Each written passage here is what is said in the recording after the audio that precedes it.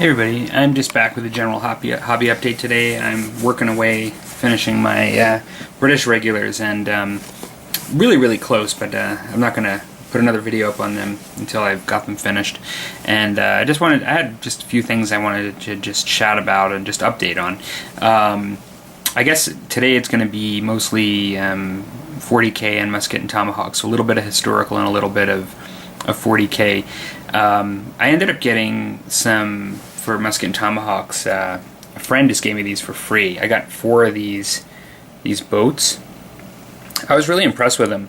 This actually comes out, so you can actually just use it as just a boat without seats. You could have it just kind of on the ground for terrain, or just guys, folks standing in it. But then it's got this piece here that you could use to make it so they're sitting, and it almost looks like there's a pole in it to make it for a sail as well. And so I think he said he thought that they were railroad terrain. He wasn't really sure where he got them, but he just had them, and he knew I was doing this Musket and Tomahawk stuff, so he gave them to me. So I've been trying to think of how I'm going to use them, because I want to use boats. I was definitely thinking of 1 or 2 of them using for terrain, but then I was thinking of using a couple of them for figures, miniatures, to play in the game. I wasn't really going to include boats in the demo that I did. Some of the things that I'm shying away from for the demo are artillery, cavalry, boats, things like that, for the initial demo game. And then, whether folks get into it or not, I was looking at adding some of those things later just for myself, even potentially just for one side. Now, because what I want to do, I've been researching, I want to do a nice river terrain piece. That's going to be something I'd like to do this year. So, besides the fact that there isn't really a base for them to stand on, so I was thinking that if I was to use them for figures, that I'd likely just use some green stuff or something and just kind of make a bit of a stand so they at least stay up like this. When you're looking down at it, you don't really see most of the side of this, so I think I could probably build it up down there. But what I got to thinking just yesterday is maybe what I'll do, because I need to get guys to sit in this. And if you take away the complication of the fact that I might have to do, double of these if I was to do both sides, but also the fact that there's limited models out there to buy for just colonial seamen sitting in boats. And some people use pirate stuff because it's kind of close in time period, and some of it does actually look pretty similar. I've located some, but I was kind of thinking that there are some boats you can buy where then you can get the guys that sit in them. But then, of course, you've defeated the purpose of getting some free boats if you're actually going to buy a boat to get miniatures that you're going to remove from that boat to put in this boat, and it kind of becomes a vicious cycle. And so, so what I was thinking of doing was magnetizing guys that could sit in these, and then whatever boat I purchase. And so I was looking at maybe getting like a long boat, one of these. I don't know what they're called. They're like big skiffs. They're wider and they're actually longer. That come with more guys to sit in them, and then basically magnetize their butts to sit in the seats. So whether they be grenadiers or guys with tricorn hats, or just local guys like sailors, whatever, civilians that are rowing. If I did that, then I could take, like, at a minimum, I could take 2 of these. And then I could have guys like sitting in them, maybe even a spot for one to stand or something. And then I could just pop them off and put them in the bigger boat if I want to use that. What do you guys think? And if you guys know of any good miniatures for this time period for this as well, just I appreciate a link. I've looked into it a bit. I don't remember all their names. I don't know if it's Galloping. I think it's Galloping Major that has some. I'm not sure if Gripping Beast does. These are companies that I've looked at their websites quite a bit, but I've never ever purchased from them, so I tend not to remember their names really well. But yeah, I thought these were really cool. Like I think they're nice looking. They're plastic, and I think they look really good. So one or 2 of them. If I do a river terrain, which I probably most definitely will, I was thinking of using a boat on one of the flats as just sort of a piece in the scenery, and then using a couple for this. So yeah, now that I'm finishing up the British regulars, Musket and Tomahawks is going to take a little bit. I mean, I'll probably do a bow report, and things like that on the demo. But as far as painting, I have a couple things like these boats, but I have like some gentleman and lady like on horseback and standing that I'll do at one point in the future. But I'm likely going to be focusing for a little bit on other stuff. You can see I've got the Eldar avatar that I took out before. That's going to be like the next thing that I'm going to end up doing. And then I'm also going to be doing a smattering of Drop Zone Commander as well. I ended up getting this. Let me just move this stuff aside here for 40K. I'm going to pull back, but it's by Forge World. It's the Horus Heresy Legion Astartes Crusade Army list. The reason I got it, and pardon me while I just raise my tripod, but the reason I got this is, as you know, I'm doing a Loyalist Legion, and I wanted to have some Forge World models, not even necessarily for the rules or anything like that, just for the rules, or because I showed you that I got that Predator, the Mark III Predator, or Mark I Predator, the Deimos pattern one. I wanted to be able to add a smattering of a small number of Horus Heresy 30K stuff that's been still being used by the Knights of Griffin.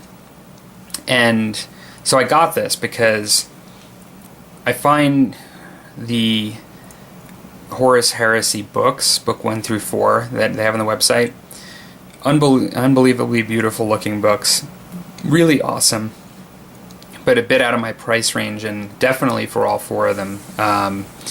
But it's just not where I want to put my hobby money, because I buy lots of models already, and it's just, I have other hobbies and things, hobbies with the family too, and it all competes with each other, and that's just, I don't know if I had counted it up how much it would be, but I never really priced it out. But I'm guessing after you add shipping and tax and the conversion from pounds to Canadian and everything, I'm looking at probably about $800 or $600 for all 4 of them. I would say more than 600.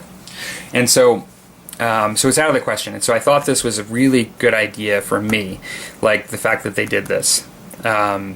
It actually, when looking at it, was a lot better than what I thought it would be. Like, it actually has a lot more information and more usable information than I thought. So for folks that want to use models for the Space Marines, for the 30K era, this is a really good deal. It's not the cheapest book in the world, and it's likely not nearly as colorful and has as much jam-packed information and artwork as what you're going to see in the original books, that I just mentioned. But it's still actually a very high-quality book, and for those of you that are just familiar with Forge World books, it actually has a similar look and feel, and it's well done. It's big, and it's a nice layout. I was really surprised as to how much is in it, and I know I'm not going to show rules and stuff here, and I think I'm kind of pulled back enough here. I'm not showing stuff really, but like even just I have like the Legion Praetor open here. There's just between the Centurions and the Praetor, there's lots of options that you can do. I always kind of got confused between Centurions from 30K and then the Centurion that we have in 40K, like they have the heavy weapons and stuff. But and what really tipped me off that there was a difference was that what's his name? Not Angron, but Karn. In the World Eaters, he's referred to as a Centurion. I always thought, like, really? Like, he started off as a Centurion? That's sort of weird. I didn't picture that, but it's just the fact that Centurion's a bit more of a general term, like in 30K, and they actually branch off into other specialized roles as Space Marine Centurions. And it's kind of cool because it goes into that here. But I may have mentioned this before, but I like the bikes that they have in the fast attack bikes and 30K for Space Marines. I'm sorry I forget their names, and I don't own them, but they're basically, I guess I'm close. They're they're Sky Hunter Squadron is what they are.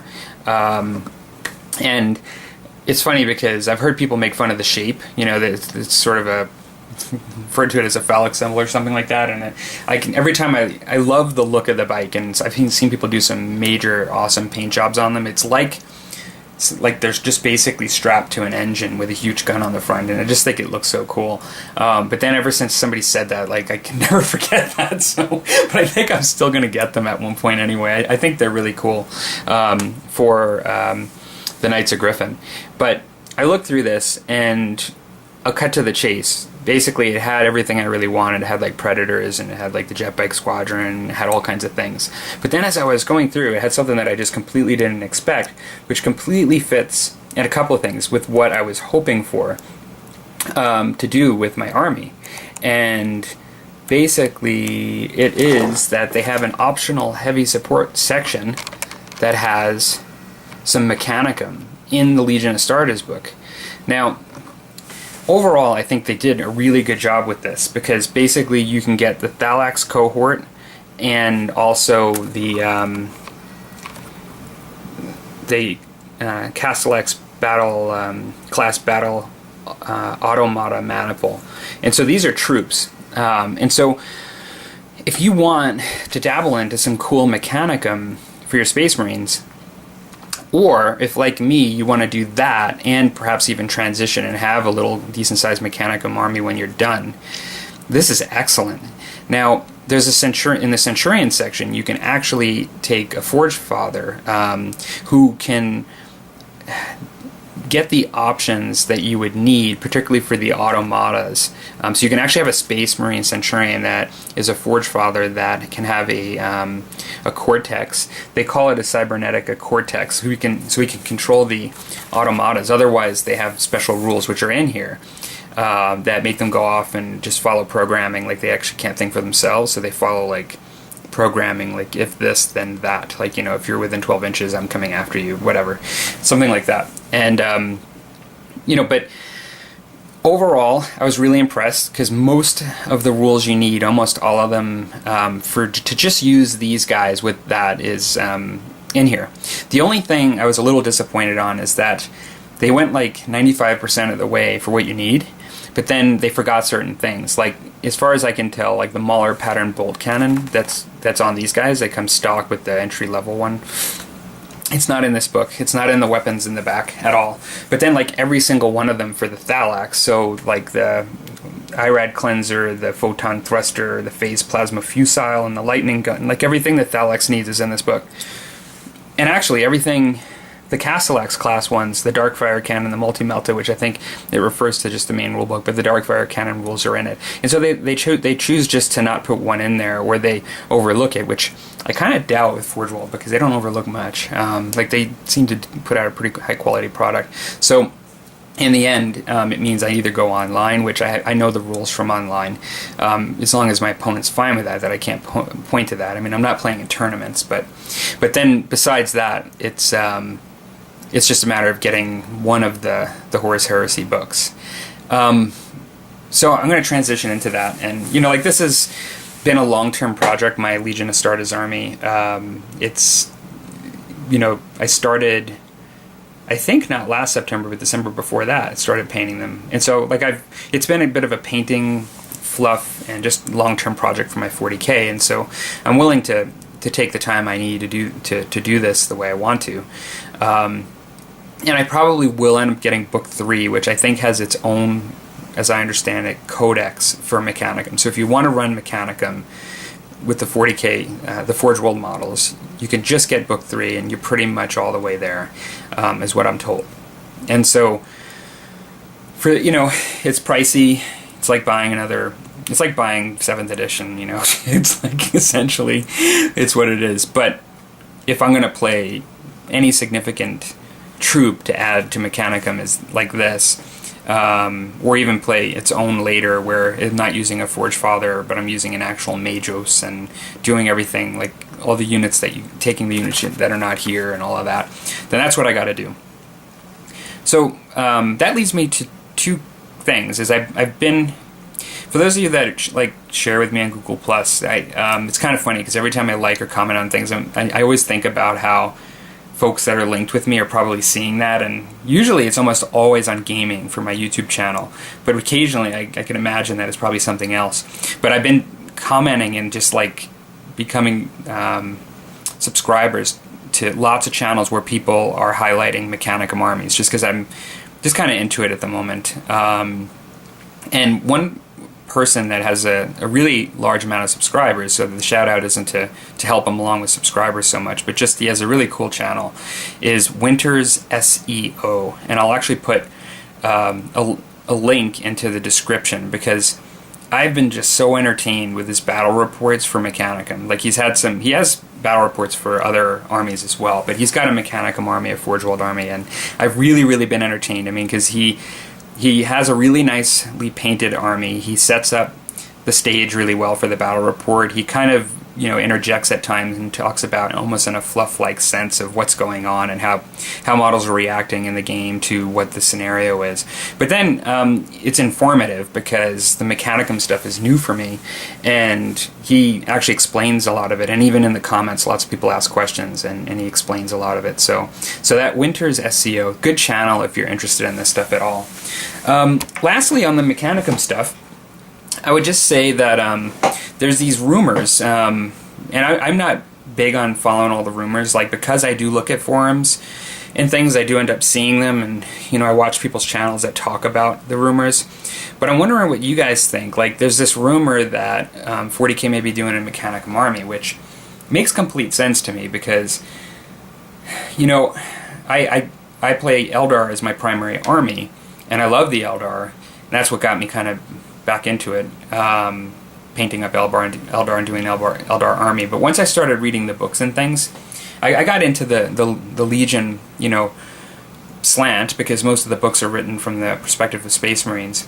But the one thing that really was always missing for me on the tabletop is that feel of grim dark in the 40K universe that you get sometimes in the novels. That's highly represented by the Mechanicum. Like the Adeptus Mechanicum really give you that grim dark feel. It's the servitors, it's the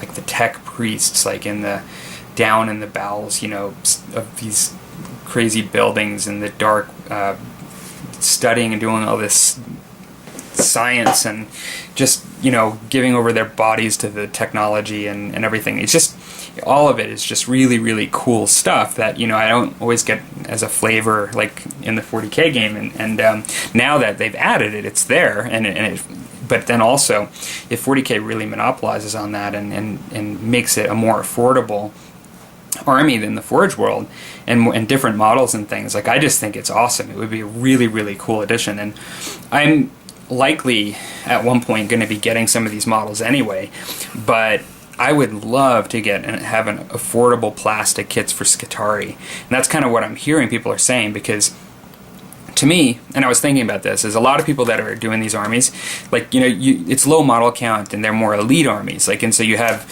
a few of these guys, you might have, most of the folks are running like a couple of troops of 3 of the Thalax, you might have a big Thanatar, which is, for those of you that don't know, it's sort of like a really large dreadnought or a small Titan.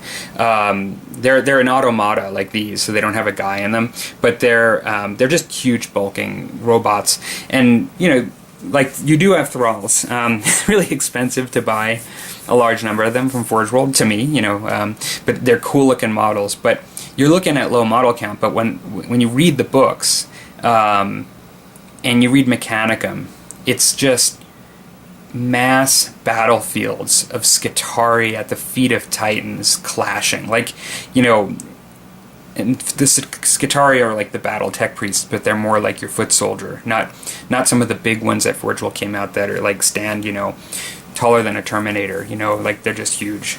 And so that would be awesome. Like, I would love to be able to supplement the Forge World stuff, because I'd still get that stuff. Like, this stuff is great, but you want to have like large amounts of Skitarii just kind of in there as well.